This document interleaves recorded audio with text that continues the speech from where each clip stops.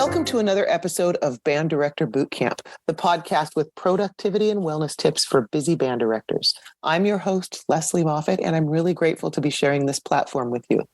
As busy band directors, we know you don't have lots of time to watch lengthy professional development webinars, so we share 20-minute tidbits with takeaways you can use to support you in this awesome profession, but in a healthy way. And with me today is Bill Miller. Bill has been a music teacher for a long time. He's taught more than a decade of private lessons. He spent 6 years teaching kindergarten through 12th grade, plus adult learners. He spends a lot of time in and out of the classroom in various settings now. He started composing when he was in second grade, and I actually got to become aware of him through some of the composition work that he's done. And then he also works on soundtracks for video games and films. So he's here today to talk to us about some different things that he has struggled with in recruitment and maintaining time to write his own music and fulfill that cup, and having a healthy work-life balance. And he's going to share 3 tips with us on how he's done that. So I'm really glad we could snag him for a little bit of time this afternoon so we could have this conversation. Welcome to Band Director Bootcamp, Mr. Bill Miller. Thank you very much for having me. I'm very happy to be here and be able to share whatever information I can. Yeah. Give us a little bit of your background. What was your journey to becoming a music educator? Well, it's interesting because I never actually intended to be an educator to start out. I initially was going to go straight into the composing path. I had always loved film music since I was a little kid. I absolutely adored John Williams soundtracks for Star Wars, Harry Potter, and the like. And I always wanted to do what he did. And around actually about a week or two after I graduated, a local orchestra out here in Phoenix, Arizona, performed one of my pieces that I wrote for them called, The Sun and the North Wind, based off of Aesop's Fables. And afterwards, after the performance, I went out on stage, took bows, and I was congratulating the orchestra on a job well done. And then this little kid comes up to me, and he has his little autograph book, and he asks for an autograph. And I acquiesced to his request, but he still looked so incredibly nervous. And I'm thinking, what, did I say something? Do I smell what's going on here? And he basically asked me, he just goes, "Can I ask you something?" And I go, "Sure, fire away." And he goes, "I want to play the flute, but I'm worried that my friends are going to think it's a girl instrument." And he was just really, really nervous, and not only about the question, but to ask me it. Long story short, I sat down with him about 10, 15 minutes after the concert, much to the chagrin of the janitors who were wanting us out of there. But he and I just chatted. He was about 9, 10 years old. He was going to be going into band shortly. But I'd like to think we left it on a good note. And he looked so incredibly relieved that as he left. I don't know whatever happened to him. I don't know if he joined band, stayed in it, or whatever. But I was able to help him. And so at that moment, then I switched to music education.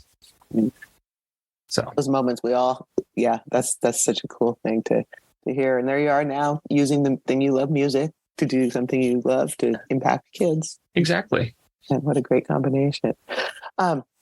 So you're going to tell us about how you became, or how you have done some things with recruitment and finding the time and space to do the composition that, is your other passion, and finding a healthy work-life balance. But before we talk about those specific things, did you struggled with some of these things? Tell us a little bit about your struggles with recruitment, and how did you overcome those or make them better? Yeah. So recruitment is always a challenge, because you are basically competing over the same pool of students. You're competing with sports, outside activities, in some areas, various religious activities and stuff like that. And these kids aren't an infinite resource. They're human beings. And so trying to push them into music, but also not completely, decimate them in the process, is always a bit of a challenge. The one thing that I did for recruitment that made a great deal of difference was actually something that was not my choice. I taught at a charter school, and they decided arbitrarily to put middle school and high school all together. So I had kids as young as 6th grade all the way up through 11th grade all in the same room together. At the same time? Yep, at the same time. Oh, wow. Yeah, so it was a bit of an adventure, but one thing that I discovered was the younger kids, they wanted to play as well as the older kids, so they practiced more. The older kids, they did not want to be outplayed by a little kid, so they practiced more. So overall, the bar was raised, and so I was able to give middle schoolers grade 3, grade 4 without giving it a second thought. They could handle it. Yeah, there were tears, some of them my own in the process, but they still they worked hard, and they got to where they wanted to be musically. Was it perfect? No, but it that challenge. I stopped saying, "Oh, this is too hard. This is too hard," because when you tell them, these kids, something that they can or can't do, they are going to believe you. Yep. So if I just said, hey, it's going to be a challenge, but we're going to get it, that immediately put their minds at ease, and we were able to get over that kind of mental hurdle. But yeah, having that kind of community that comes with the older kids teaching the younger kids then going to their friends and go, hey, this is really cool. That helps grow our numbers. We also teamed up with other charter schools in the area. So we would come together once a week and essentially double our numbers. Mm-hmm. So the kids got such a neat experience through that. Exactly.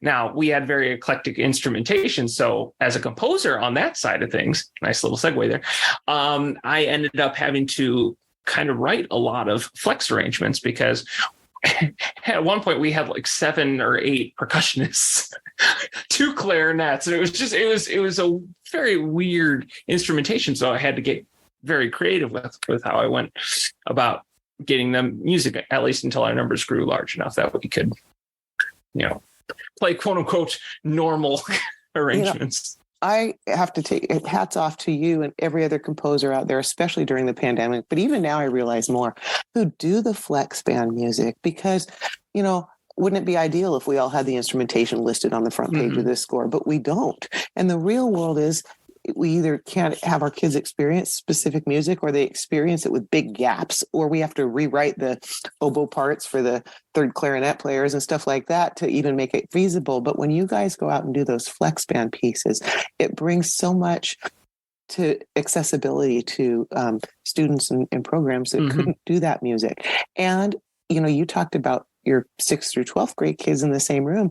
That flex band piece, those flex band pieces are so nice because, you've kids that are doing really well, they can learn multiple parts because there's multiple parts in their key. And other kids, you can really rotate. What happens if we change the instrumentation? What happens if we put the woodwinds on these parts? And you can play around with it. And I think my kids got more involved in the music making process when we used those because we had to figure out which sounded better when we have, should the tenor part be part 3 or part 4 in this class? And it's different in another class. So that tool, if you guys out there haven't used FlexBand, but you're frustrated because your bands can't play a lot of stuff, do not be afraid to try those. Exactly. Yeah. I conducted an honor band recently. Loved the piece of music we did, but I didn't have the instrumentation at my school, but there was a flex version of the same piece. So my kids got to experience that same song. It just was a flex band and it was awesome. So You guys are awesome for that. Yeah. And I know as kind of a business model for my composing stuff, I offer customization for pieces in my catalog, so to speak. So basically a band director could reach out to me and go, hey, look, I love this piece. Is there any way we could get the melody added to a clarinet part? Or, hey, you wrote this for alto sax. We don't have any. Can you give it to the flute or something like that? So a customization is basically something that I can easily do with just a couple of clicks. Oh, that's fantastic. And so all they need to do is just, reach out to me, and it's a custom pricing model for that, depending on how much they want. But I give that options. So if someone said, oh, we want a flex score version of this. Let me just say to everyone, you got PTAs out there wanting to give away money. And if you talk about accessibility for your band to play music, you reach out to Bill Miller, your PTA would probably easily do a grant for something like that. So just throwing that out there. But clearly band directors don't have tons of free time to sit around and write music, but it's important to you. Yes. So obviously you have figured out a way to do that? Did you always have time for it, or did you have to learn? No, there was a period of a few years that unfortunately that I so badly wanted to write, but anything that I would write was for the immediate use of my kids, or it was for something that did not necessarily bring me joy. And so as the work side of teaching increased, my passion for composing actually decreased, because it was something where I couldn't balance both. And it was that realization that, hey, I'm not improving my skill set at all. And I got exceedingly depressed. And that, among many other reasons, was why I left classroom teaching full time, just because mentally I couldn't. I was seeing something that I loved as a kid going by the wayside and getting exceedingly depressed. So I made it a point to compose not only sheet music that I actually enjoyed, but even and it sounds so silly, remixes of Minecraft or something like that, or using Minecraft note blocks and making a classical piece out of it. Not necessarily for any practical or financial purpose, but just to show that I could. And I sent you one of those links via Facebook before we started, where I just made a remix of someone's, of a couple people on a Minecraft server, goofing off, and I thought, oh, I can make a song out of this. And it's that creativity, isn't it? It's that need to continue to create. We sometimes get so tired of creating lesson plans and all the things we do for everybody else. We don't do that other piece. And so it might sound silly that you're doing Minecraft covers, but isn't it fun? It is so much fun. And I'd been balancing just a bunch of stuff. My grandparents are moving, closer to us, and there was a lot of, stress with the move and stuff like that. But I'm sitting there and going this past week, I'm just enjoying every part of the process. The arranging, even the auto tune, the putting the video side of it together as well, and editing that. It brought me so much joy. I was like a kid in a candy store after such a very hectic. We got to keep nurturing our own joy, or we can't. It's going to be hard to convince others that the arts are important. We can't. Exactly. I use an airplane analogy, right? If you're traveling with a kid up in an airplane, the masks come down, right?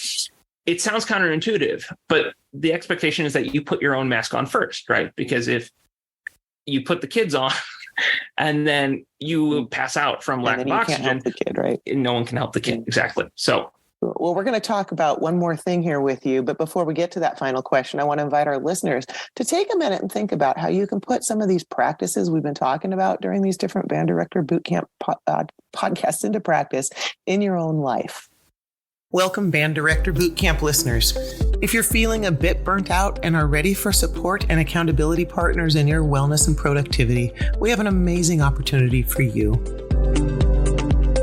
Join our 90-day virtual boot camp, a community initiative designed for busy band directors like you who love their job but seek a more sustainable approach. We'll meet weekly, discuss your wellness goals, and develop strategies to help you achieve them. We'll tackle productivity hacks and fine-tune systems for the upcoming school year. With 35 years of experience, I've got some tricks and tips up my sleeve that I can't wait to share. So, as we move into a new season of our lives, if you want to feel empowered and supported by like-minded individuals, this is your chance. Reach out to me at banddirectorbootcamp.com or click on the link in our show notes to schedule a 15-minute call. Let's ensure this is the right fit for you, get you signed up, and embark on this wellness journey together. Because together, we rise.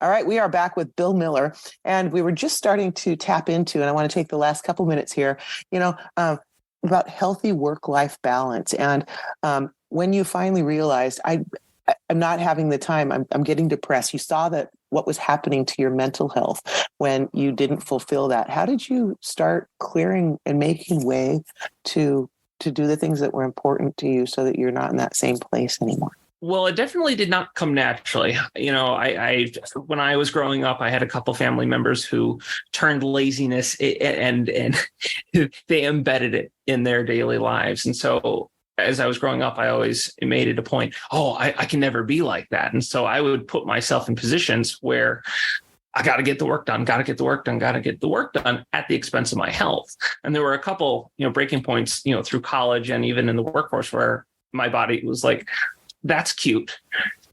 Now I'm dropping you.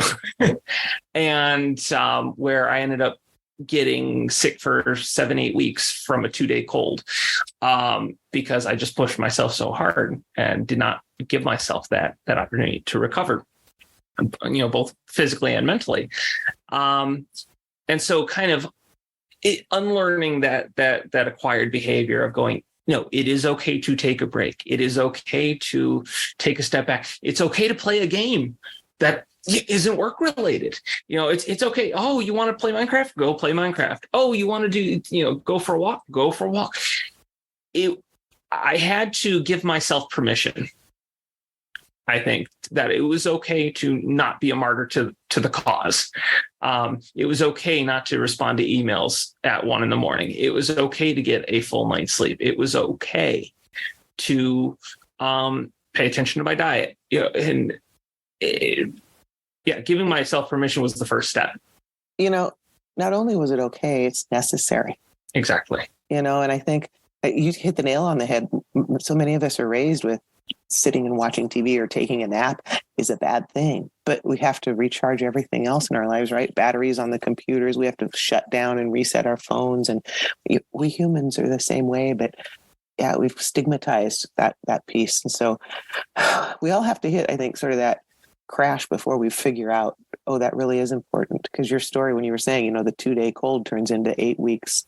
I was doing the same thing, hospitalizations and surgeries and pills and the hot mess. So exactly. Yeah. So you came here and you brought, you shared some really authentic things. And I appreciate that, reminding us of the importance to do something that's fulfilling our souls. We do this so often. We serve everybody else's needs. And, that whether it's composing or playing our instruments or painting or something, we got to nurture that in ourselves. So Bill, thanks so much for being here. Tell our audience, how can they find out more about you or some of your music or even your Minecraft covers if they want? What's your contact? Absolutely. So I think the best way to get a hold of me is through my Miller Music Creations website, millermusiccreations.com.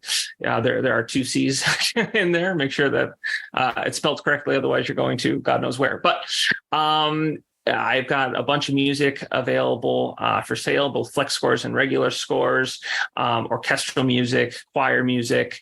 On the YouTube side of things, my Bill Miller Music Composer YouTube channel has a lot of my music side of things. If you want my gaming videos, you can find my channel at Allegro 1225.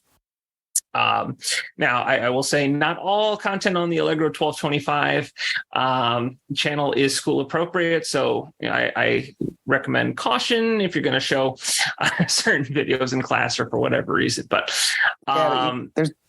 there are some of them that students would just love to watch. Oh, yeah. Too, so you got some sub plans built right in for you guys. Exactly. Yeah. I have a bunch of Minecraft note block arrangements on my Allegro channel. So that people can listen to and have a lot of fun with. So much out there that band directors can go look for and borrow ideas and share with their students and the like. And, exactly. And also reflect in our own lives with some of the things you just shared. Hey, Bill Miller, thanks so much for being here today. Oh, yes, of course. I'm happy to be here. Yeah, and thank you to all of you band directors out there who are listening and making a difference in kids' lives through the magic of music education every single day. The work you do matters, and so do you. Join us next time on Band Director Bootcamp for another episode of productivity and wellness tips to make your life a little easier.